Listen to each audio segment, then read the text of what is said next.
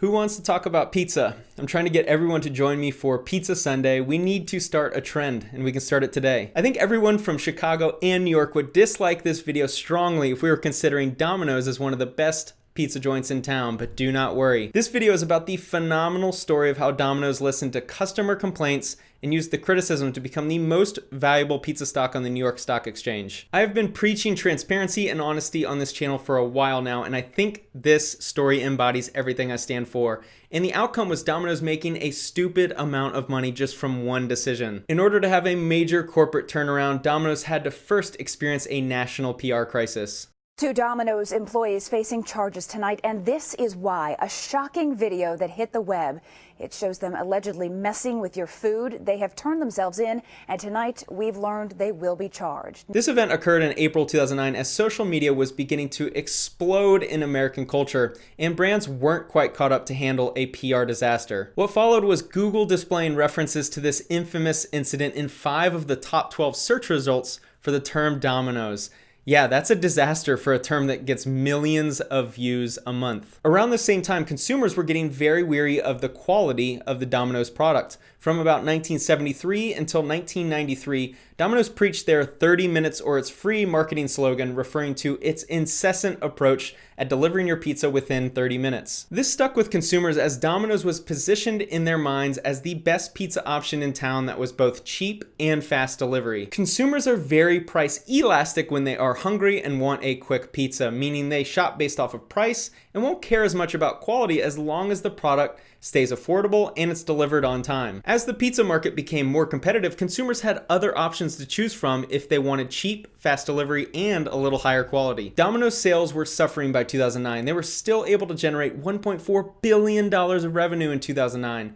But that was over a 7% drop from the revenue generated in 2005. They had a tough decision to make. With the PR crisis and slumping sales, they could have hired a national PR team to try and smother the story, essentially. They could have dumped all of their profit into a new advertising campaign to shift people's thoughts away from the low perceived quality of the pizza to something else. Nope. They did neither. They took the best path forward. Instead of placing blame on consumers or 2 rogue employees pulling pranks in the store, instead of complaining that consumers didn't understand how good their product really is, instead of trying to spend their way into more revenue, they listened. When you can detach your ego from your critics, you open up a passage where you can take quality constructive criticism and make necessary changes to move forward into life into a better place. Domino's created focus groups and allowed consumers to air all of their grievances with the quality of the pizza. And it was painful. Imagine being one of the chefs or the head chef for Domino's, where you've reached this great point in your career, you've worked your way up, and consumers are saying this about your pizza.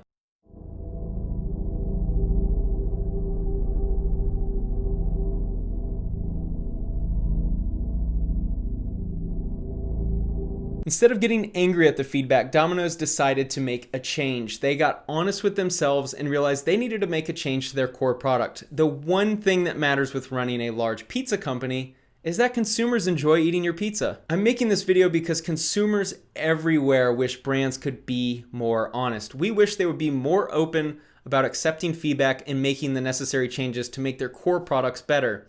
Thankfully, social media has allowed a lot more conversations to take place between consumers and brands. And if you win on social media, your brand can take over a marketplace. Back to Domino's, their team of pizza chefs went back to the pizza drawing board. Equipped with what I assume was an unlimited budget, they analyzed a myriad of combinations of new cheeses, new recipes for sauce, and fresh toppings. What they came up with was a product that they were very proud of. A lot of videos on this channel revolve around advertising and marketing, and I wanted to highlight what Domino's nailed with their advertising campaign. First and foremost, they let the world know that they heard the feedback and they listened. Most importantly, they let consumers know that they listened. They showed humility rarely seen in corporate brands the size of Domino's. We're going to see Claudia. She has no idea we're coming. She said some pretty harsh stuff about our old pizza. We're going to bring the new pizza. Let's see what happens. Domino's Pizza! Yes? Claudia? Yes? Claudia, did you say... Give the Domino's head chef more freedom to make a pizza that's not a formula. Yes, I did. Claudia, I happen to have the head chef from Domino's here, and he'd like to ask you a couple of questions, too. He looks mad.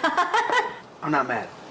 Because your comments helped us create a brand new Domino's pizza. New sauce, new crust, new cheese. Want to try it? Sure.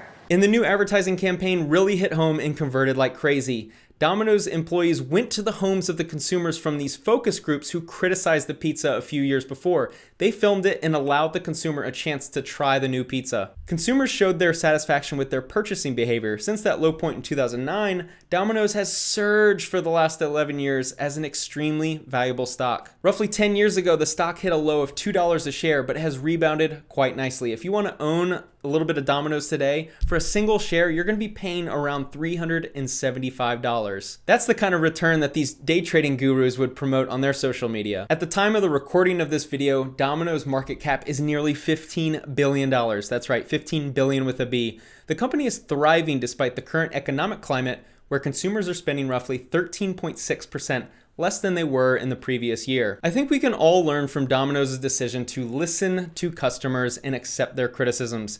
If criticism is constructive, we can use it to benefit ourselves and reach a much better place in life. In order to do this, we need to always be open to feedback and honest with ourselves, especially in a time of crisis. I hope you enjoyed this type of video. It was a little bit different, but I felt like it was a story that needed to be told since it falls in line with marketing and advertising, and I felt like Domino's did really well. So I want to balance out with some of the negatives that I talk about with the positives. So please let me know in the comments if you enjoyed the video. Thanks so much for watching.